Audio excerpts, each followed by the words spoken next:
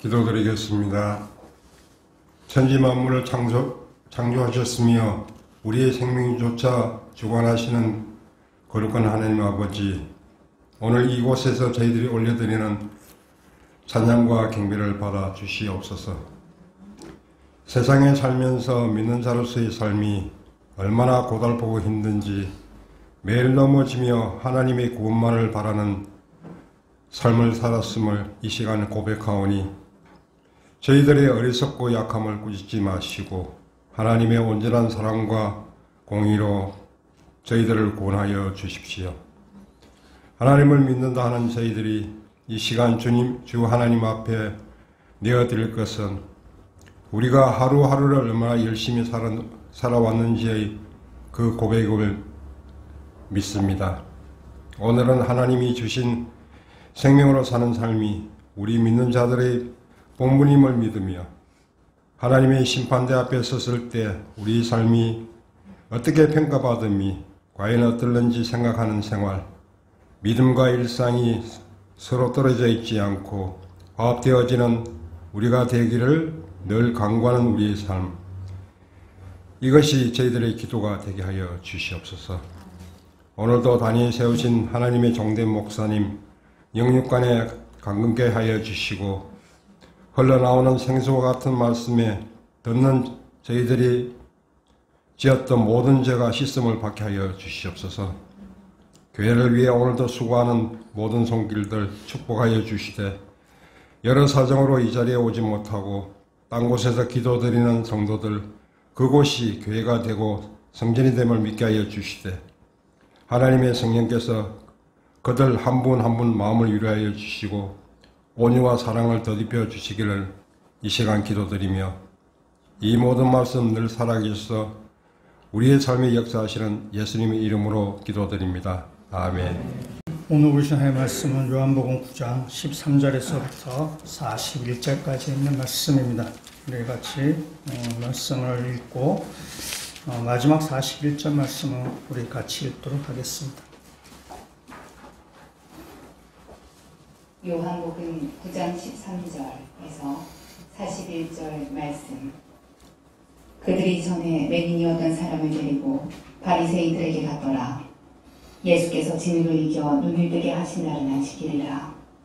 그러므로 바리새인들도 그가 어떻게 보게 되었는지를 물으니 이르되 그 사람이 진흙을 내 눈에 바르매 내가 씻고 보나이다 하니, 바리새인 중에 어떤 사람은 말하되 이 사람이 안식일을 지키지 아니하니 하나님께로부터 온 자가 아니라 하며, 어떤 사람은 말하되 죄인으로서 어떻게 이러한 표적을 행하겠느냐 하여 그들 중에 분쟁이 있었더니, 이에 맹인 되었던 자에게 다시 묻되 그 사람이 내 눈을 뜨게 하였으니 너는 그를 어떠한 사람이라 하느냐 대답하되 선지자니이다 하니, 유대인들이 그가 맹인으로 있다가 보게 된 것을 믿지 아니하고 그 부모를 불러 묻되 이는 너희 말에 맹인으로 났다 하는 너희 아들이냐? 그러면 지금은 어떻게 해서 보느냐? 그 부모가 대답하여 이르되 이 사람이 우리 아들인 것과 맹인으로 난 것을 아나이다. 그러나 지금 어떻게 해서 보는지 또는 누가 그 눈을 뜨게 하였는지 우리는 알지 못하나이다. 그에게 물어보소서. 그가 장성하였으니 자기 일을 말하리이다. 그 부모가 이렇게 말한 것은 이미 유대인들이 누구든지 예수를 그리스도로 시인하는 자는 출교하기로 결의하였으므로 그들을 무서워함이러라. 이러므로 그 부모가 말하기를 그가 장성하였으니 그에게 물어보소서 하였더라. 이에 그들이 맹인이었던 사람을 두 번째 불러 이르되 너는 하나님께 영광을 돌리라. 우리는 이 사람이 죄인인 줄 아노라. 대답하되 그가 죄인인지 내가 알지 못하나 한 가지 아는 것은 내가 맹인으로 있다가 지금 보는 그것이니이다. 그들이 이르되 그 사람이 내게 무엇을 하였느냐? 어떻게 내 눈을 뜨게 하였느냐? 대답하되 내가 이미 일렀어도 듣지 아니하고 어찌하여 다시 듣고자 하나이까? 당신들도 그의 제자가 되려 하나이까? 그들이 욕하여 이르되 너는 그의 제자이나 우리는 모세의 제자라. 하나님이 모세에게는 말씀하신 줄을 우리가 알거니와 이 사람은 어디서 왔는지 알지 못하노라. 그 사람이 대답하여 이르되 이상하다. 이 사람이 내 눈을 뜨게 하였으되 당신들은 그가 어디서 왔는지 알지 못하는도다. 하나님이 죄인의 말을 듣지 아니하시고 경건하여 그의 뜻대로 행하는 자의 말은 들으시는 줄을 우리가 아나이다. 창세 이후로 맹인으로 난 자의 눈을 뜨게 하였다 함을 듣지 못하였으니 이 사람이 하나님께로부터 오지 아니하였으면 아무 일도 할 수 없으리이다. 그들이 대답하여 이르되 내가 온전히 죄 가운데서 나서 우리를 가르치느냐 하고 이에 쫓아내어 보내니라. 예수께서 그들이 그 사람을 쫓아냈다 하는 말을 들으셨더니 그를 만나사 이르시되 내가 인자를 믿느냐. 대답하여 이르되 주여 그가 누구시오니까 내가 믿고자 하나이다. 예수께서 이르시되 내가 그를 보았거니와 지금 너와 말하는 자가 그이니라. 이르되 주여 내가 믿나이다 하고 절하는지라. 예수께서 이르시되 내가 심판하러 이 세상에 왔으니 보지 못하는 자들은 보게 하고 보는 자들은 맹인이 되게 하려 함이라 하시니 바리새인 중에 예수와 함께 있던 자들이 이 말씀을 듣고 이르되 우리도 맹인인가. 예수께서 이르시되 너희가 맹인이 되었더라면 좁시려니와 온다하니 너희 죄가 그대로 있느니라. 아멘. 예, 이 자리에 같이 있지는 못하지만 목소리만 우리 성경 진상희 집사님의 그 목소리입니다. 애 키운다고 힘드실 텐데 예배에 참석하지 못해서 많이 우리 아쉽지만은 또 같이 이 자리에 있건 또 가정에 있건 우리 같은 믿음의 우리 지체들이 믿음 생활 잘 같이 감당할 수 있도록 같이 우리 기도하고 또 권면하고 격려하셔서 이 코로나 시대를 믿음으로 잘 이겨나가시는 모든 주의 백성들 되시기를 주여 부탁드립니다. 오늘 설교 제목이 주부의 눈뜬 소경이 되어 있는데 이 눈뜬 소경이 약간 중어적인 의미가 될 것 같아서 그런 제목을 바꿨습니다. 누가 맹인인가? 눈뜬 소경이 소경이 눈을 떴다는 의미도 되지만은 또 이렇게 소경인데 이제 눈을 떠 있는데 소경 같은 사람이다. 예, 좀 중어적으로 그 해석이 가능해서 그냥 더 직설적으로 하자. 누가 맹인인가? 라는 제목으로 바꾸게 됐습니다. 폼페이 최후의 날이라는 책 속에 나오는 이야기라고 합니다. 그 폼페이에 니디아라는 그 맹인 소녀가 살고 있었습니다. 이 소녀는 이제 앞을 보지 못하지만은 그렇다고 해서 자기의 그 인생을 비관하거나 그렇게 지내지 않습니다. 항상 즐겁고 기쁘게 생활하면서 그 폼페이 도시를 여기저기 다니면서 꽃을 팔고 그렇게 생계를 유지했습니다. 어느 날 베스비오 화산이 폭발해서 그 불을 뿜어내며 그래서 화산재를 뽑아내며 그래서 하늘이 아주 안개와 먼지로 또 화산재로 자욱하게 돼서 그 도시가 아주 어두워지게 되고 도시가 아주 아수라장이 되어버렸습니다. 도시가 굉장히 어두워졌기 때문에 사람들이 그 탈출을 해야 되는데 그들이 출구를 찾지 못해서 우왕좌왕하고 그렇게 아주 아수라장이 되어버렸습니다. 그러나 이 니디아 소녀는 관계가 없습니다. 도시가 어두워지더라도 상관이 없습니다. 이미 그는 맹인이기 때문에 그렇습니다. 그래서 이 도시가 어두워진 것에 대해서 그 아무런 장애가 되지 않았습니다. 그동안 꽃을 팔기 위해서 도시의 이곳저곳을 그 도시의 골목골목마다 다 누비기 다녔기 때문에 그 도시의 그 지리를 훤히 꿰뚫고 있었습니다. 그래서 니디아 소녀가 청각과 촉각에 의지해서 우왕좌왕하는 많은 사람들을 그 도시에서 이렇게 구출해내었다라는 그런 이야기가 전해져 온다라고 합니다. 이 말을 보면서 누가 맹인인가? 폼페이 시민들이 맹인인가? 아니면 이 니디아라는 맹인 진짜 맹인인가? 누가 맹인인가를 한번 생각해 보게 됩니다. 이 요한복음 9장은 그 예수님께서 이 맹인을 고치신 사건이 나와요. 이 맹인이 고침을 받았는데 그 맹인을 옆에서 눈을 뜨는 그 모든 과정을 지켜본 사람들, 특히 바리새인들이 그 맹인 눈 뜨는 것에 대한 반응이 이 9장에 나옵니다. 그래서 이 바리새인들이 그 맹인과 청문회를 이렇게 열게 되고, 그래서 이 맹인을 나중에는 이렇게 쫓아내버려요. 출교시키게 됩니다. 그것이 바로 34절을 맞아요. 쫓아내었다라고 되어 있습니다. 그 예수님은 이 출교당한 맹인을 찾아가셔서 맹인을 만나시고 그 맹인의 이제는 육적인 눈이 띄어졌지만은 예수님이 그 맹인을 만남을 통해서 영적 눈까지 밝아지게 하는 그 예수 그리스도를 주라고 그가 인정하게 되고 예수의 제자로다는, 그래서 이제 진짜 눈을 뜨게 하는 사람으로 만드셨습니다. 그러고 나서 예수님께서 바리새인들에게 하는 이야기입니다.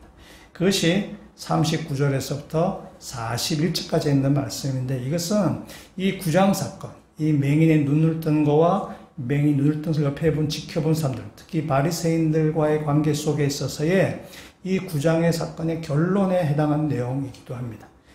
9장 39절에서 41절까지 있는 말씀을 다시 한번 읽어보도록 하겠습니다.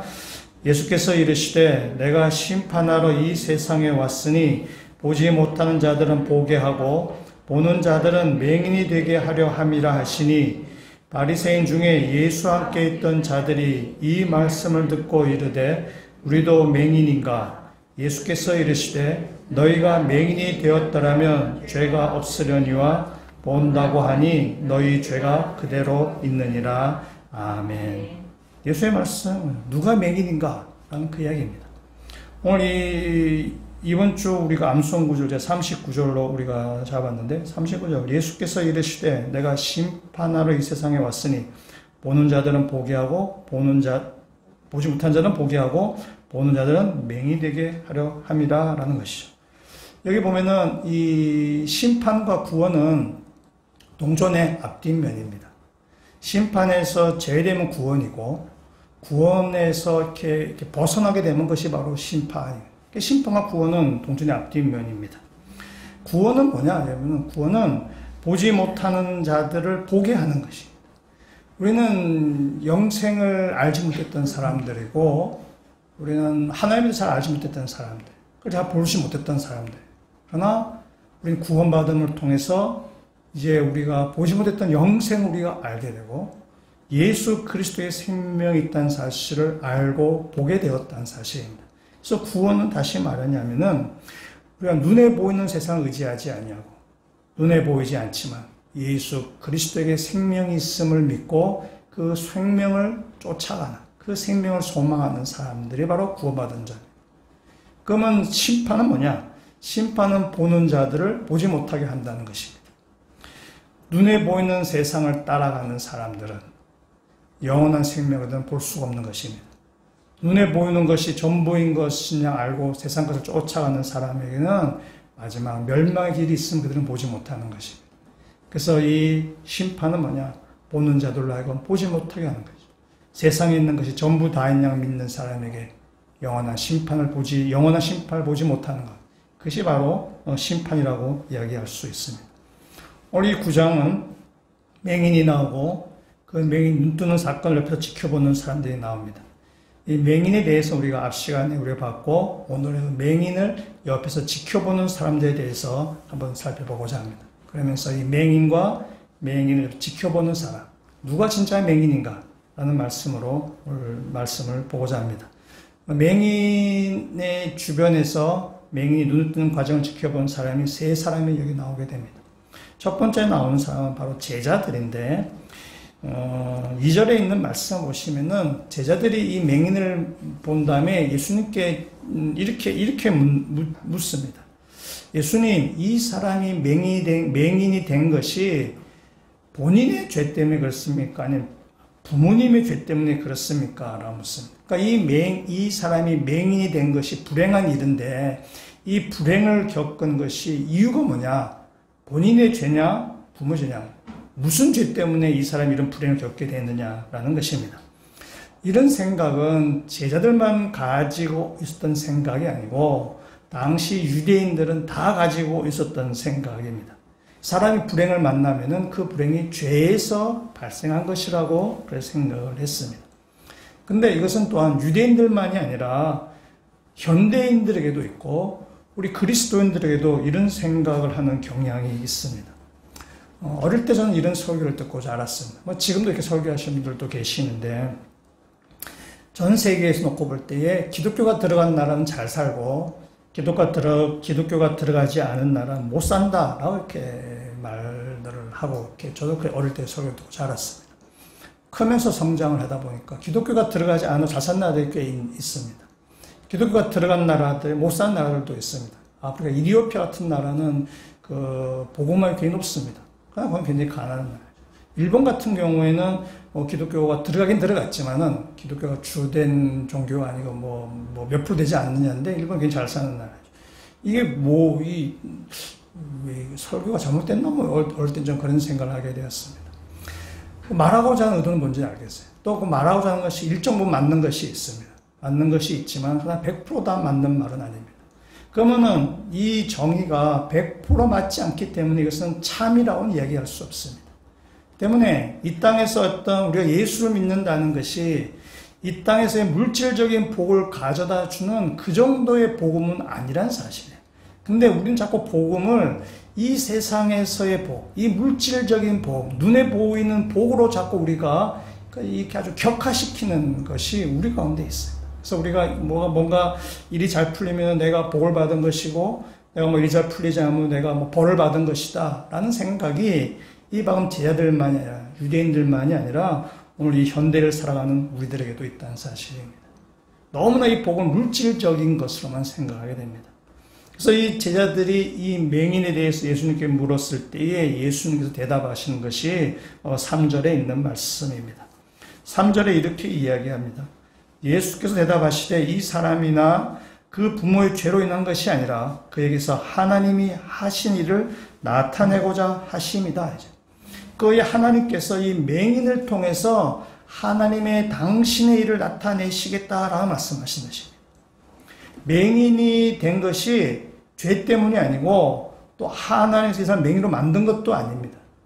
우리는 뭔지는 잘 알지 모릅니다. 왜 됐는지 잘 모릅니다. 그러나 하나님께서는 이 사람이 당하는 이 불행, 이 맹인의 삶을 통해서 하나님은 당신의 일을 나타내시겠다고 말씀하시는 것입니다. 우리가 이 땅에서 우리 자녀들에게 또 우리 스스로에게도 우리가 세상에서 성공을 해서 하나님의 영광을 드러내겠다라고 말해요. 네가 자녀들에게 너가 좋은 대학 가고 좋은 직장 취직하고 그렇게 해서 네가 하나님의 영광을 드러내라 이렇게 말하지만은 하나님은 우리들이 세상에서의 성공과 번영과 출세를 통해서 하나님의 영광을 드러낼 때도 있겠지만은 그러나 꼭 성공해야만 또 출세해야만 하나님의 영광을 드러내는 일은 아니라는 사실입니다. 하나님이 맹인을 통해서도 얼마든지 하나님의 일을 하실 수 있고 하나님의 영광을 드러내실 수 있습니다. 우리가 세상에서 성공해야만, 세상에서 출세해야만 하나님의 영광을 드러낸다. 그 말은 우리의 욕심을 하나님으로 잘 포장해 놓은 것입니다. 그렇게 우리의 욕심을 하나님으로 잘 포장해 놓으면은 우리는 사실 눈뜬 맹인들입니다. 하나님이 하신 일을 우리의 잣대로 판단하기 때문에 우리는 참된 복음의 진리를 우리는 맛볼 수 없게 되는 것입니다. 하나님은 사람들이 불행이라고 여기는 그 일을 통해서도 하나님은 충분히 당신의 일을 해내실 수 있습니다. 우리가 이 세상에서 이렇게 높은 자리에 가지 않는다 치더라도 우리의 그 열악한 삶을 통해서도 하나님의 하나님 되심을 얼마든지 하나님 증거해 내실 수 있습니다. 여러분의 욕심을 하나님의 영광이라는 것으로 이렇게 멋지게 포장하는 그러한 맹인, 영적인 눈먼 상태에서 눈이 밝아지시는 주의 백성들 되시기를 주님으로 부탁드립니다.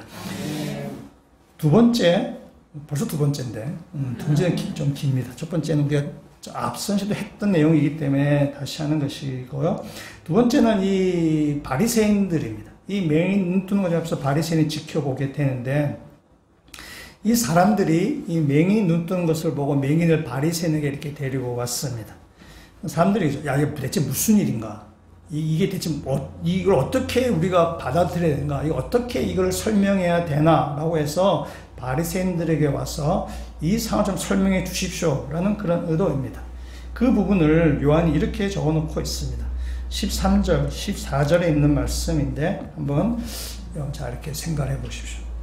그들이 전에 맹인이었던 사람을 데리고 바리새인에게로 갔더라. 예수께서 진흙을 이겨 눈을 뜨게 하신 날은 안식일이라. 14절 말씀 어떻게 보면 좀 뜬금없습니다. 뜬금없는 내용인데 이건 일종의 복선을 깔고 있습니다. 예수님께서 진흙을 이겨 눈을 뜨게 하신 날이 안식일이다 라고 얘기하는 거죠.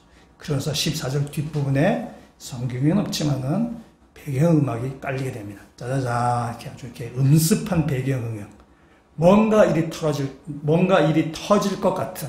그래서 우리가 이 14주 말씀 따가 14절 뜬금없지만은 이 14절 읽으면서 앞으로 무슨 일이 생기겠구나 라는 그런 뉘앙스를 갖게 되는 거죠. 이게 복선입니다. 결국 이 안식일 문제를 바리새인이 건드리게 되는 것입니다. 바리새인은 예수님을 믿지 못했습니다. 바리새인들은 예수님이 행하신 기적보다 안식일을 범한 것을 더 문제점 삼는 것입니다. 맹인이 눈을 떴다는 기적보다 율법을 범했느냐 안 했느냐 거기에 지금 이 바리새인들은 더 관심을 기울이고 있습니다. 그래서 바리새인을 율법주의자라고 이야기하는 것입니다. 율법주의라는 것은 법이나 형식을 가지고 사람을 정죄하는 것입니다. 본질보다 형식을 중요시하는 것이고 내용보다 외형을 따지는 것을 율법주의자라고 이야기합니다. 바리새인은 이 맹인 눈 뜬 것에 대해서 그들은 논란이 생겼습니다. 16절에 있는 말씀 같이 읽도록 하겠습니다. 바리새인 중에 어떤 사람은 말하되 이 사람이 안식일을 지키지 아니하니 하나님께로부터 온 자가 아니라 하며 어떤 사람은 말하되 죄인으로서 어떻게 이런 표적을 행하겠느냐 하여 그들 중에 분쟁이 있었더니 아멘. 여기 보면 안식일에 이런 일을 하는 거 보니까 이 사람은 죄인이다 라고 이렇게 주장하는 사람이 있는가 하면은 죄인이라면 이런 기적을 행할 수 없습니다 라고 때 주장하는 사람이 있어요. 그래서 서로 간에 논란이 일어난 것입니다. 논란이 일어났지만 이 바리새인들은 율법주의 굴레를 그때 벗어나지 못했습니다. 그래서 맹인을 불러서 이야기합니다. 야, 너 눈을 누가 뜨게 했어? 누가 너한테 이런 일을 한 거야? 라고 물었을 때 맹인은 내 눈을 뜨게 한 사람은 선지자입니다. 라고 이렇게 얘기하고 맹인은 자신에게 그 얘기를 할 때에 바리새인들이 거기에 대해서 이야기합니다. 28절, 29절에 있는 말씀을 우리 한번 같이 읽도록 하겠습니다. 그들이 욕하여 이르되 너는 그의 제자이나 우리는 모세의 제자라. 하나님이 모세에게는 말씀하신 줄을 우리가 알거니와 이 사람은 어디서 왔는지 알지 못하노라. 아멘. 바리새인은 얘기죠. 우리는 모세의 제자다. 우리 율법을 지키는 사람들이다. 우리 율법을 목숨처럼 중요하게 여기는 사람들이다. 우리는 율법을 지키기 위해서 목숨을 내놓은 사람이다. 여러분, 우리 성경에는 바리새인에서 굉장히 부정적으로 그려져 있는 것처럼 보이지만 바리새인은 정말 율법을 철저히 지키려 했던 사람들이에요. 하나의 말씀이 율법을 그 목숨까지 정말 털어놓고 율법을 철저히 지키려고 했던 사람들입니다. 그래서 막 논란이 발생하죠. 예수님이 맹인의 눈을 뜨는 것에 대해서 안식일을 범했다, 죄인이라면 그런 일을 할 수 없다, 막 논란이 발생하지만은 결국 그 바리새인은 율법주의라는 그의 생각을 벗어나지 못해서 결국 예수 그리스도를 부정하게 되는 것입니다. 그러니까 이 바리새인들은 눈을 떴지만은 사실 영적인 맹인들입니다. 율법주의에 사로잡혀서 참된 생명이신 예수 그리스도를 그들이 받아들이지 못하는 것입니다. 미국 일리노이 대학교 인지심리학자인 데니얼 사이먼스 교수가 재미있는 실험을 했습니다. 아주 유명한 실험이고 많은 분이 알고 있는 그런 실험입니다. 흰 티를 입은 세 사람과 검은 색깔의 옷을 입은 세 사람을 이렇게 둥글게 모여서 속에 농구공을 이렇게 주고받게 했습니다. 그 농구공을 주고받는 장면을 이렇게 영상으로 한 1분 정도 이렇게 사진을 찍었습니다. 그리고 실험 대상자들을 불렀습니다. 실험 대상자들에게 관찰력 테스트다라고 이야기하면서 그 영상을 이렇게 보여줬습니다. 그러면서 영상을 볼 텐데 이 영상에 나오는 흰색 옷을 입은 사람들이 농구공을 몇 번 서로 주고받는지 한번 적어 보십시오 라고 이렇게 실험을 했습니다. 실험이 다 끝난 다음에 실험 대상자에게 물어봤습니다. 여러분 중에 고릴라를 본 사람이 있습니까? 이렇게 물었습니다. 사람들이 황당하게 얘기하면서 무슨 고릴라요? 고릴라는 무슨 그런 건 본 적이 없다. 그러면서 다시 그 영상을 다시 보여줬습니다.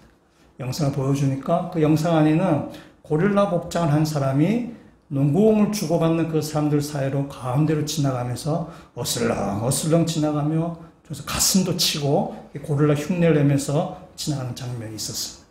근데 아무도 그것을 못 본 것입니다. 실험에 그 참가한 사람들은 눈에 불을 켜고 영상물을 봤지만 그냥 그 고릴라를 아무도 보지 못했어요. 왜 그런가요? 그들의 시선은 오직 농구공에만 가 있었기 때문에 그렇습니다. 농구공만 몇 번 주고받는지만 거기만 관심이 있다 보니까 그들 앞에 고릴라가 지나가더라도 그냥 그들을 보지 못한 것입니다. 사람은 자기가 보고 싶은 것만 보고 믿고 싶은 것만 믿는다라고 이야기합니다. 사람은 같은 공간에서 같은 사물을 보고 있어도 자기가 믿고 싶은 것만 믿습니다. 바리새인들은 예수님께서 맹인의 눈을 뜨게 하는 사건을 봤지만 그러나 그들은 율법주의자라는 시각에 매여 있다 보니까 정말 생명이신 예수 그리스도를 볼 수 없었던 것입니다. 이 율법주의라는 시각을 바꾸어야만 예수를 볼 수 있는 것입니다. 율법주의라는 시각이 바뀌지 않으면 예수를 볼 수 없습니다. 우리도 마찬가지입니다. 우리가 예수 그리스도를 보는데 방해가 되는 어떤 고정관념이나 어떤 선입견이나 우리의 사고방식이나 우리의 생각이 있다면 그것이 벗어져야만 예수 그리스도를 우리가 보게 되는 것입니다. 그렇기 때문에 구원이라는 말은 시각을 바꾸는 일입니다. 구원은 관점을 달리하는 사건입니다. 그래서 성경에 이 맹인을 고친 이야기가 되게 많이 나오는데 예수는 안과 전문가가 아니라 우리의 눈이 밝아진다는 의미예요. 우리의 시각이 바뀐다는 의미입니다. 우리의 관점, 우리의 보는 그 눈을 바꾼다는 뜻입니다. 그래서 우리 구원이라는 것은 뭐냐? 우리의 눈이 바뀌는 사건이고 우리의 시각이 바뀌는 사건이에요. 그걸 아주 아주 멋진 말로 하면 세계관이 바뀐다. 우리 가치관이 바뀐다라는 것입니다. 세상을 바라보는 생각, 세상을 바라보는 관점, 세상을 바라보는 가치관이 바뀌는 것. 그것이 바로 구원이라는 것입니다. 우리가 요새 고린도후서 말씀 묵상하는데 바울은 이 부분을 이렇게 이야기하고 있습니다. 고린도후서 5장 17절 우리가 많이 암송하는 구절인데 같이 읽도록 하겠습니다. 그런즉 누구든지 그리스도 안에 있으면 새로운 피조물이라 이전 것은 지나갔으니 보라 새 것이 되었도다. 아멘. 예수를 믿는다는 것은 뭐냐? 새로운 피조물이 되는 사건입니다. 새로운 피조물, 새롭게 창조함 받는 것, 새롭게 태어나는 것, 새롭게 눈을 뜨는 것이 바로 예수 그리스도를 믿는 의미가 됩니다. 요한복음 말씀을 한번 생각해 보시면은 요한복음 3장에 가시면은 예수님께서 니고데모와 대화하는 내용이 나옵니다. 거기에 요한복음 3장 3절에 이렇게 이야기하고 있습니다. 같이 읽도록 하겠습니다. 예수께서 대답하여 이르시되 진실로 진실로 내게 이르노니 사람이 거듭나지 아니하면 하나님의 나라를 볼 수 없느니라. 아멘. 사람이 거듭나지 않으면 하나님의 나라를 볼 수 없다. 이 거듭나다는 것이 성경에 각주가 되어 있는데 각주가 위로부터라고 되어 있어요. 그러니까 거듭난다는 것이 뭐냐? 위로부터 태어나지 않으면 영어 성경에는 born again, 다시 태어나지 않으면 하나님의 나라를 볼 수 없다라는 것입니다. 다시 태어난다는 의미는 아까 바울의 표현으로 따지면 새로운 피조물이 된다는 것입니다. 새 창조를 받아야 되는 것이죠. 그렇게 해야만 하나님 나라를 볼 수 있고 하나님 나라에 들어갈 수 있습니다. 이 말을 니고데모가 이해하지 못했어요. 그래서 니고데모가 묻죠. 어떻게 태어난 사람이 다시 어머니의 자궁에 들어갈 수 있습니까? 아직 이 다시 태어난다는 말, 그 의미를 깨닫지 못하는 것이에요. 아직 세상적인 사고방식을 가지고 있는 니고데모는 예수의 말씀을 이해하지 못한 것입니다. 그때 다시 예수님께서 말씀하십니다. 3장 5절 이렇게 이야기합니다. 같이 읽겠습니다. 예수께서 대답하시되 진실로 진실로 내게 이르노니 사람이 물과 성령으로 나지 아니하면 하나님 나라에 들어갈 수 없느니라. 아멘. 거듭난다는 것을 예수님께서 다시 말씀하시면서 물과 성령으로 난다라고 지금 이야기하고 있어요. 이 물과 성령으로 난다는 것이 이 물과 성령이 무엇을 의미하는지는 해석이 여러 가지로 나뉘게 됩니다. 그 중에 하나, 이 물은 기독교에서 세례받는 것을 해석하기도 합니다. 그러니까 우리가 세례받을 때 물로 이렇게 하죠. 침례교 같은 경우는 아예 물에 훅 잠겼다가 들어오게 되는 거죠. 그 세례는 뭡니까? 세례는 다시 태어나는 것입니다. 물 속에 내가 들어가서 죽었다가 다시 태어나는 것. 그것을 내가 공동체 앞에서 고백하는 것이 우리가 세례식이라고 이야기하는 것입니다. 그 세례식은 굉장히 중요한 의미를 담고 있어요. 나는 이제 내가 사는 것이 아니라 그리스도가 사는 것입니다. 라는 것을 여러 공동체 식구들 앞에서 고백하는 것입니다. 그것이 바로 세례식이에요. 나는 죽고 예수 그리스도가 산다는 의미입니다. 새로운 피조물이 되는 사건입니다. 영적 눈이 뜨는 사건이에요. 새 창조함 받은 사건입니다. 근데 우리는 이 세례를 너무나 가볍게 여기고 그 의미를 잘 모르고 세례를 받았어요. 저도 마찬가지였어요. 나이가 들고 이제 세례가 뭔지 복음이 뭔지 아니까 그때 받은 세례가 부끄러운 거예요. 다시 세례 받고 싶은 그런 마음이 막 생깁니다. 근데 저만이 아니라 많은 사람인 거예요. 많은 사람이 다시 세례를 받고 싶다는 마음이 막 생겨요. 세례의 의미를 다시 알고 나서. 다시 받을 필요까지는 없는 거예요. 단지 우리가 세례라는 것이 무엇인지 깨닫고 이제 내가 새로운 피조물이 되고 새 창조함 받아서 이제 과거의 생활을 청산하고 과거의 맹인의 생활을 청산하고 새 창조함 받음으로 삼으면 되는 것입니다.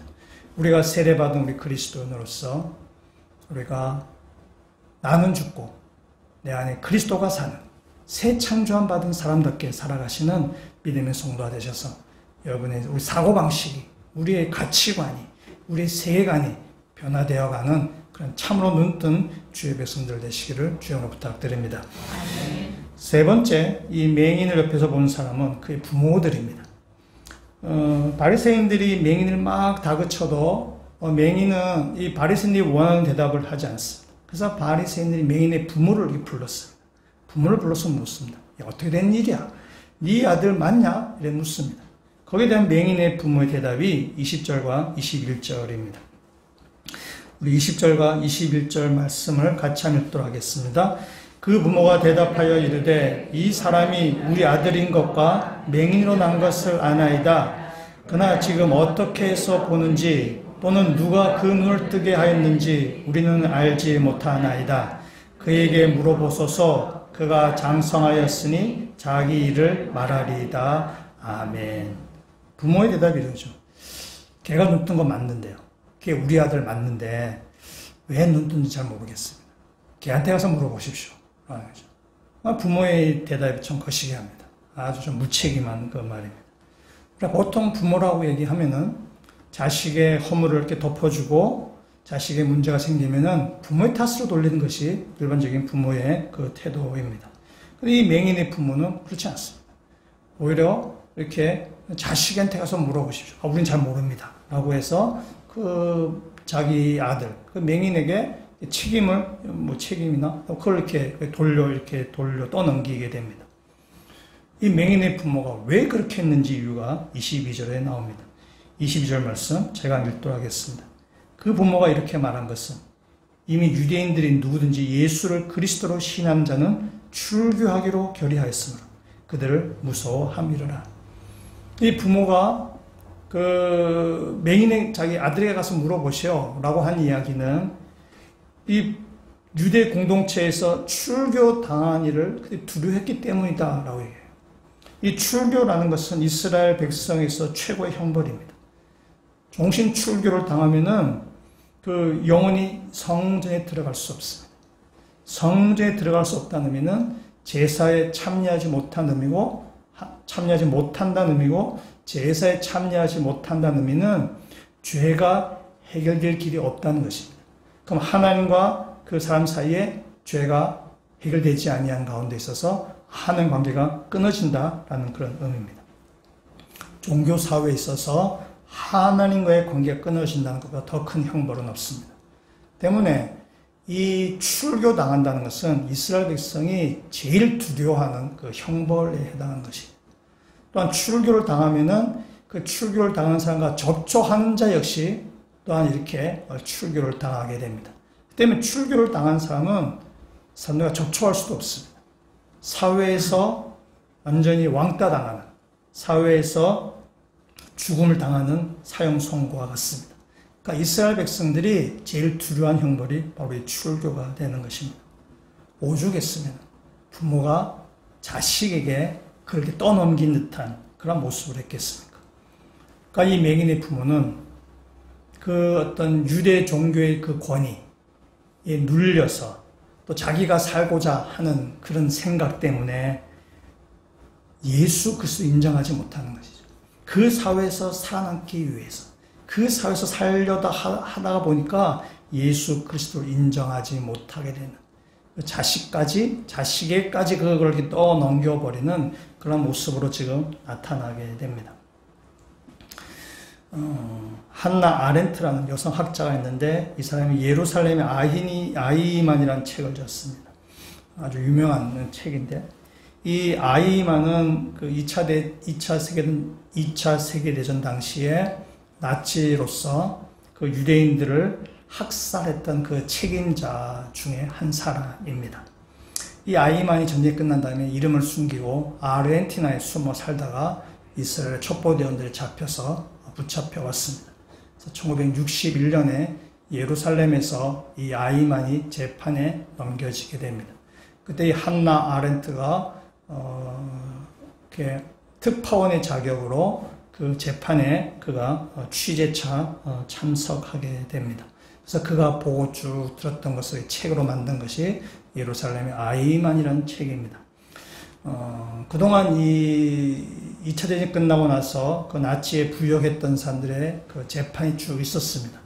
재판이 쭉 있었는데 그 재판에 그 잡혔던 사람들이 거의 대부분의 사람들이 자신의 범죄를 인정하고 선초를 호소했습니다. 잘못했으니 용서해 주시오, 뭐 이렇게 했죠. 근데 이 아이만은 자신이 무죄라고 주장하는 것입니다. 자신은 국가의 명령에 따랐을 뿐 나는 그거밖에 한 일이 없다. 그러면서 철학자 칸트의 말까지 인용해가면서, 칸트의 정언명령까지 인용해가면서 나는 국가가 시킨 대로 했을 뿐이다. 국가 원하는 명령에 난 따랐을 뿐이다. 만일 내가 명령을 받지 않는 사람, 내가 자발적으로 그런 일을 했었더라면은 그것은 내 양심이 갇혀야 되는 것이고, 그것이 분명히 죄가 되겠지만은 나는 그냥 상부의 명령에 나는 그게 성실하게 따랐을 뿐이기 때문에, 나는 법을 지켰기 때문에 양심의 가책도 없고 나는 죄도 없다라고 그렇게 얘기했습니다. 이 이야기를 듣고 유대인이 다 분노하는 거죠. 유대인이 다 분노해요. 여러분 어떻게 생각하세요? 이 아이만이 죄가 있을까요, 없을까요? 그래서 이 한나 아렌트가 그걸 쭉 기록을 하게 됩니다. 이 아이만은 원래는 정유회사의 세일즈맨이었습니다. 그러다가 그가 나치 치하에서 유대인 관련 부서에 그가 취업하게 됩니다. 그가 처음 했던 일은 이거입니다. 독일 사회를 정화하라는 그런 상부의 명령에 따라서 유대인들을 독일 바깥으로 또는 그 유럽 바깥으로 이주하는 일을 하게 됩니다. 그래서 아이만 유대인들에게 지원을 받습니다. 이주하고 싶다 그러면 그래서 유대인들을 잘 도와서 그들이 독일 바깥으로, 유럽 바깥으로 이주하는 그 일을 하게 됩니다. 그러다가 나중에는 아우슈비츠 수용소로 유대인들을 보내는 그 일을 하게 되는 것입니다. 이 아이만은 가정에서는 자상한 남편이었고 또 자녀들에게 굉장히 책임감 있는 그런 아버지였습니다. 그 아이만은 정말 이렇게 위에 상부에서 그 하는 명령 앞에 그냥 그가 그게 순종한 것밖에 없습니다. 아이만 일을 하면서 뭔가 이 유대인을 학살하겠다는 그런 자기 동기도 없습니다. 그냥 위에 명령에 순종한 것입니다. 한나 아렌트가 이 아이만의 재판을 쭉 보면서 하는 이야기가 악의 평범성을 그가 이야기하게 됩니다. 그러니까 악을 아주 평범하게 만들었다는 그런 뜻입니다. 예를 들면 이런 것입니다. 우리나라가 이제 몇 년 전부터 인사청문회를 우리가 이렇게 도입을 해서 이제 인사청문회를 하게 됩니다. 우리가 인사청문회 쭉 여러 번 보지만 벌써 한 10몇 년 됐겠죠. 인사청문 들어온 지가 꽤 오래됐을 텐데. 근데 초창기 때는 그렇다 치더라도 지금도 인사청문회를 하다 보면은 단골로 나오는 불법 행위들이 있습니다. 뭐 군대 병역 문제라든지 세금 탈세라든지 위장 전입이라든지 부동산 투기, 논문 표절, 뭐 정관예우 뭐 등등등등 아주 단골 메뉴들이 있습니다. 그래서 이번 정부에서는 공직자 5대 배제 원칙이라고 세웠습니다. 5가지로 꼽은 문제. 이 문제에 해당하는 사람은 공직자로 임명하지 않겠다라고 했습니다. 저는 그 얘기 듣고 웃었습니다. 과연 그럴까? 이분들이 순진한 건지, 아니면 자신감이 넘친 건지, 뭐 저는 믿지 않았습니다. 뭐 아니다 할까? 여러분도 마찬가지지만 지켜지지 않습니다. 여전히 지금도 불법을 행하는 사람들이 고위공직자에 올라가고 있습니다. 거기에 대해서 사람들도 별로 그렇게 이렇게 말하지 않습니다. 그들이 청문회에서 하는 이야기도 이런 거죠. 관행이라는 이름하에 남들 다 하는 일이기 때문에 라고 하면서 그냥 넘어갑니다. 거기에서 별로 그렇게 크게 아주 큰 죄는 문제 삼지만은 웬만한 거는 별로 그렇게 문제 삼지 않습니다. 이것이 바로 악의 평범성이라는 거예요. 악을 굉장히 평범하게 만들어 가버립니다. 누구나 다 하는 일인데, 세상에서 살기 위해서는 그렇게 해야 되는 일인데 라고 하는 거죠. 근데 이것이 아이만이 문제가 아니라 또 우리나라의 고위공직자만의 문제가 아니라 우리들도 마찬가지. 우리들도 부정한 일을 하면서 남들 다 하는 일인데 그렇게 해야만 세상을 살아가는데 라고 얘기하면서 그냥 쉽게 넘어가는 것이 사실은 너무나 많이 있습니다. 이 사회에서 살기 위해서는 어쩔 수 없다라고 얘기하면서 악한 일을 아주 평범하게 만들어버리는 거죠. 무감각해져 버리는 것입니다. 여러분, 이 맹인의 부모하고 별 차이가 없는 거예요. 맹인의 부모도 오죽했으면은 그 자녀에게 책임을 이렇게 떠넘기게 했어요. 그냥 그 사회에 살아남기 위해서요. 그 사회에 살아남기 위해서 남들 다 하는 대로 지금 이 맹인의 부모는 그렇게 살려고 하는 것입니다. 악의 평범성이라고 이야기할 수 있습니다. 이 한나 아렌트가 이 아이만의 죄를 이렇게 이야기합니다. 이 아이만의 죄가 뭐냐 할 때 이 죄는 사유의 불능성, 사유의 불능성, 또는 순전한 무사유. 말이 없죠. 다 우리나라 번역한 말이 어려워요. 영어 훨씬 쉬울 수 있습니다. 영어로 하면 thoughtlessness, 생각하지 않는 것, 사유하지 않는 것, 생각하지 않는 것이 이 아이만의 죄라고 지적하는 것입니다. 이 아이만이 자기가 하는 이 일이 유대인들에게 어떤 영향을 미치는 것인지, 내가 지금 이 하는 일이 유대인들이 어떤 의미가 있는 일인지를 그가 사고하지 않았다는 거예요. 그러니까 생각하지 않았다는 것입니다.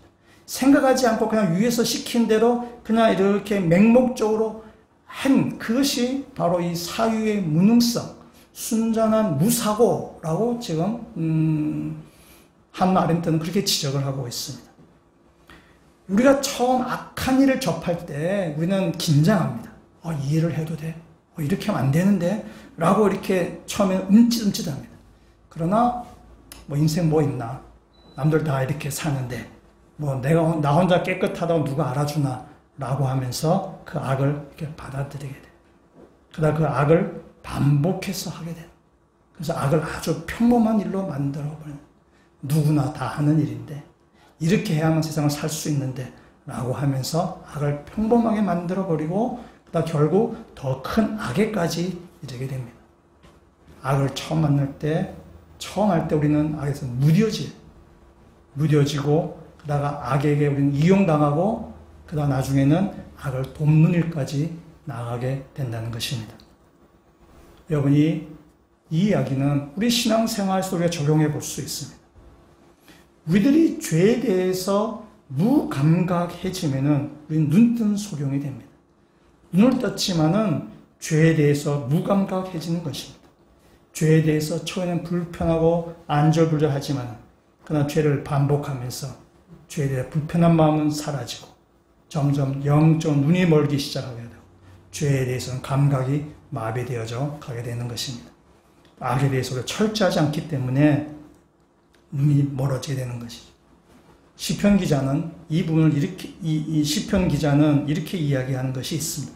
우리 시편 1편 1절에 있는 말씀 우리 같이 한번 읽어보도록 하겠습니다. 복 있는 사람은 악인들의 꾀를 따르지 아니하며 죄인들의 길에 서지 아니하며 오만한 자의 자리에 앉지 아니하고. 아멘. 여러분, 복 있는 사람 잠깐 미뤄두고 악인이 어떤지 한번 보겠습니다. 악인들 어떠냐면 처음에는 악한 길을 따릅니다. 그 악한 일을 도모하는 것이에요. 그 다음에 죄인들의 길에 섭니다. 이제 죄의 길로 이래 걸어가는 것이 행동으로 옮기는 것이에요. 그 다음에는 오만한 자리에 앉습니다. 아예 꽈리를 틀고 그 악한 자리에 이제 주저앉아 버리는 것입니다. 여기 나오는 이 악인, 죄인, 오만한 자 다 같은 동의어라고 볼 수 있습니다. 악인이라고 볼 수 있어요. 그럼 뒤에 나온 동사들 따르며 서며 앉는다라는 것은 죄가 점점 더 확장되어져 가는, 죄가 점점 더 악화되어져 가는 것을 이야기합니다. 악에게 점점 더 익숙해져 가는 것입니다. 한나 아렌트가 지적한 악의 평범성하고 일맥상통하다고 말씀드릴 수 있습니다. 그렇다면 복 있는 사람은 어떤 사람들인가? 복 있는 사람은 1절 다시 보시면은 악인의 꾀를 따르지 아니하며 죄인의 길에 서지 아니하며 오만한 자리에 앉지 않는 사람입니다. 그러면서 1장 2절로 말씀을 보겠습니다. 1장 2절 같이 보겠습니다. 오직 여호와의 율법을 즐거워하여 그의 율법을 주야로 묵상하는도다. 아멘. 복 있는 사람은요, 여호와의 율법을 즐거워하며 주야로 그 율법을 묵상하는 사람입니다.